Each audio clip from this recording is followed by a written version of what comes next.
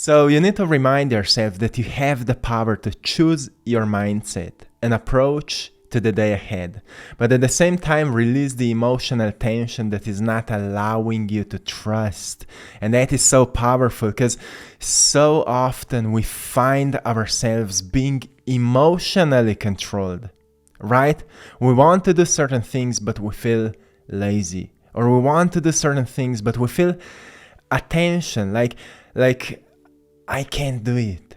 Or we want to force the outcome because it's not present yet, and then we miss all the wonder that is surrounding us and actually inspiring us to take necessary action. Or sometimes we feel drained out, like there are holes in our soul, and we don't know how to heal them. So everything that's going on in our lives is kind of hurting us, and we need to learn to surrender and to heal our wounds. All those things are in our control, but we often focus on what's out of our control, and that's what's draining us, right? So it all comes to the self-awareness and self-knowledge, how well you know how you're functioning at every single day, because every day brings us some new opportunities, and it also brings us some new realizations. But if we are kind of holding to how we want to be or who we think we should be, we may miss what's present right now. So how can you practice being patient so you can allow things to happen to you and embrace the inner wisdom? Well, the first thing is that there are infinite versions of you present right now. And if you look into your future, you can actually develop a practice of visualizing meeting your future self and ask yourself what you need to release. So a practice that I'm doing when I need it is that I visualize walking towards my future self. I see the posture of my future self. I see what kind of clothes my future self is wearing, the haircut, the facial expression, the glow, the aura. I see all of that.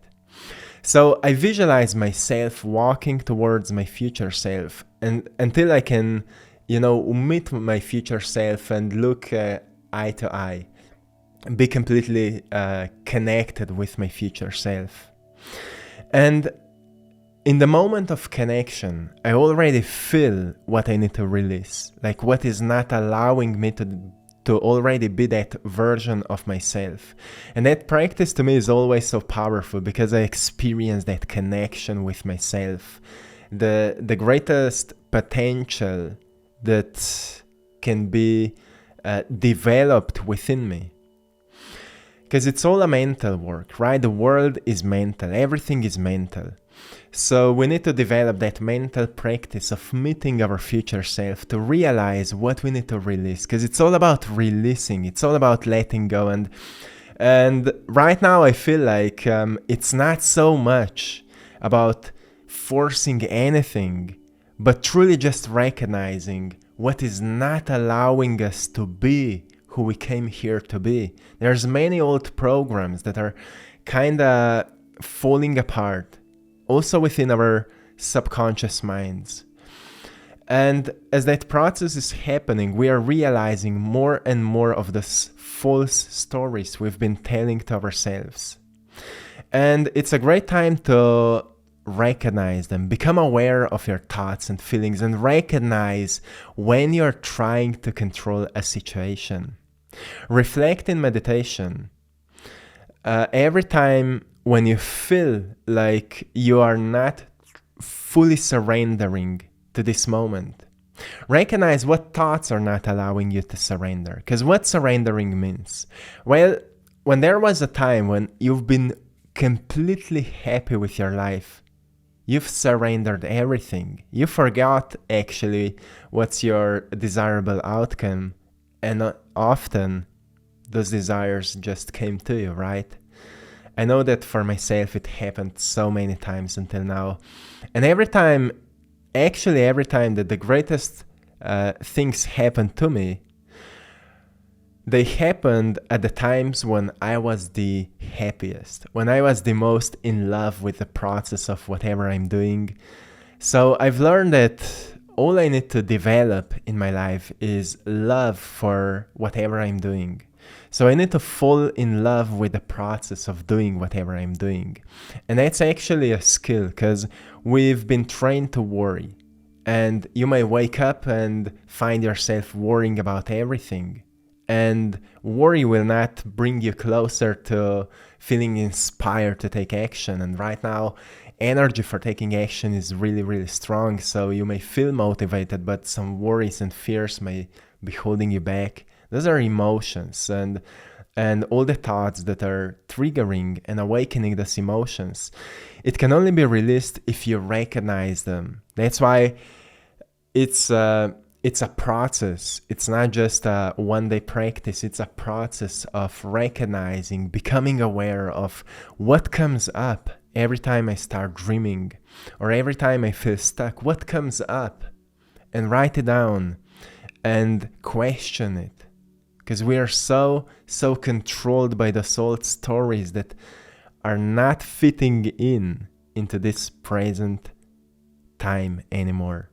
But you need to release it, and release can happen through awareness, right?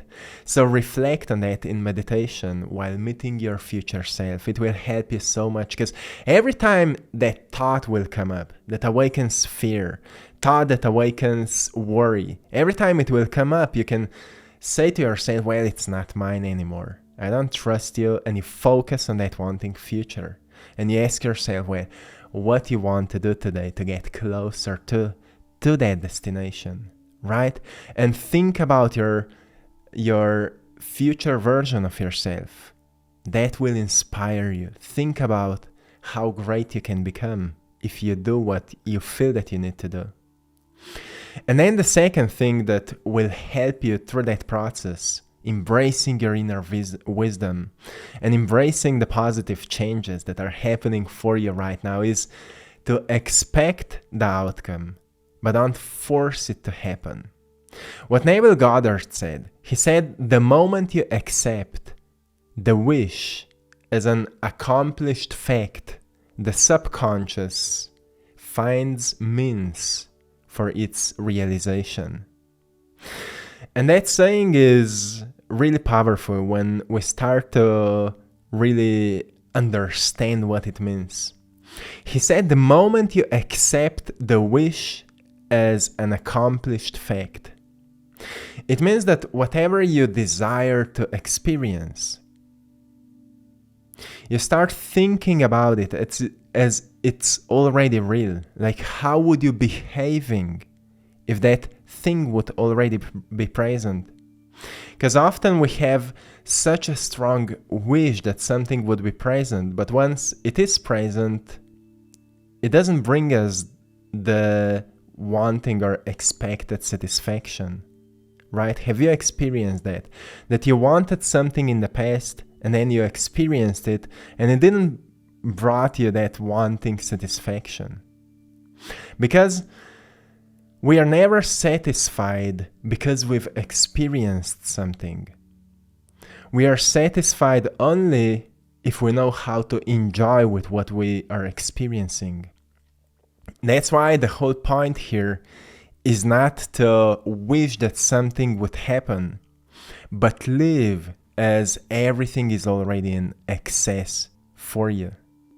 And if you know how to navigate your mind with conscious intentions, you will form a way of thinking that will help you to get to where you want to be. That's why Neville Goddard said the subconscious finds means for its realization when you accept that what you want to experience is already real. Maybe not in your present reality, but in the field of potentials. Every time you have that intention, every time you have that dream, it's already real. It's already coming towards you. So to act like your wish is already fulfilled means that you do whatever you feel that you need to do. And it doesn't mean that you just lay down and you wait. It means that you do your job. Like, for example, when I've started painting, what helped me to get closer to my wish fulfilled is that I was painting.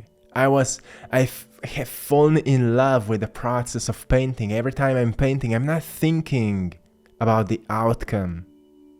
So I become more present. I enjoy that process. Like if you want to start an online business, enjoying the process of opening a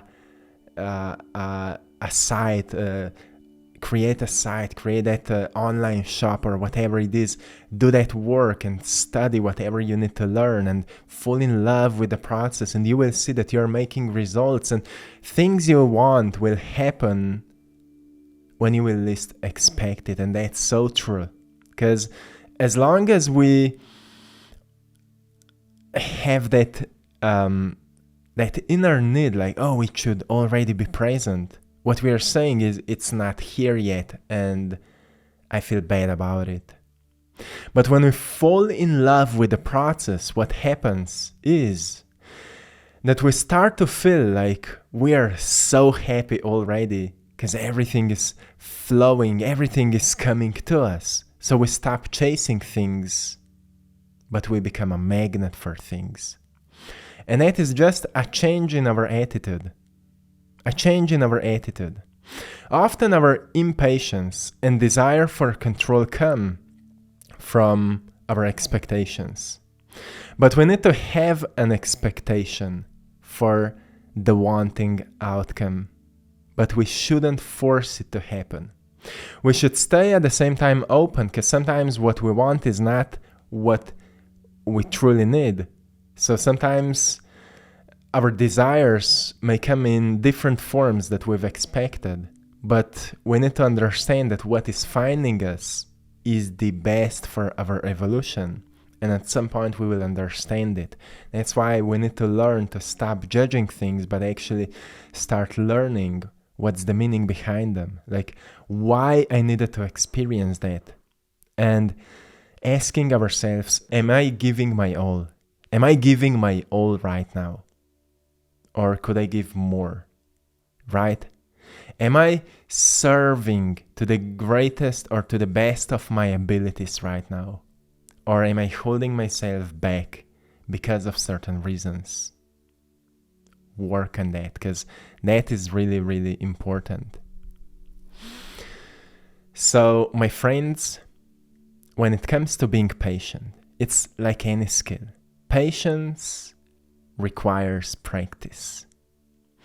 If you start with some small things, sometimes we find ourselves waiting in line, and you may recognize a tension starts rising within you, and just calm yourself down and train yourself to be patient. Sometimes in traffic waiting, it's the same thing. Something within you, like an unpleasant tension, may awaken, and you go back to that feeling that you experience in meditation, like being calm, being grounded. And you start training yourself to be grounded at the times when you usually lose the control. That's how you train yourself to be patient.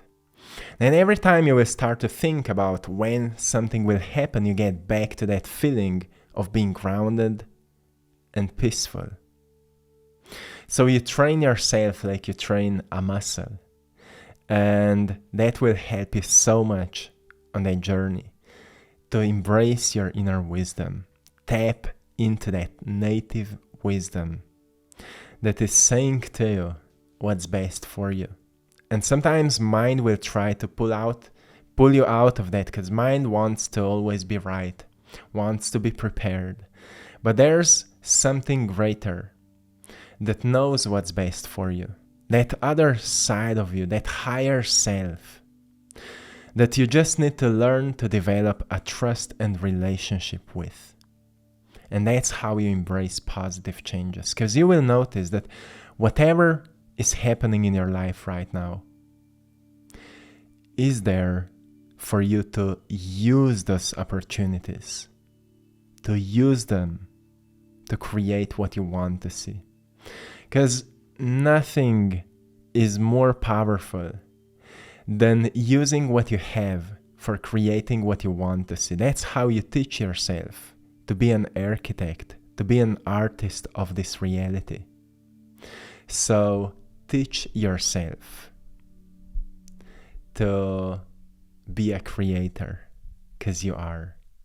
And that's how you embrace everything that's happening and use it for its greatest possible potential.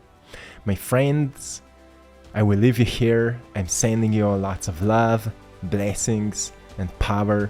Thanks to all of you for supporting my art in my Etsy shop. I draw my passion. You're all truly appreciated. Till next time, one love.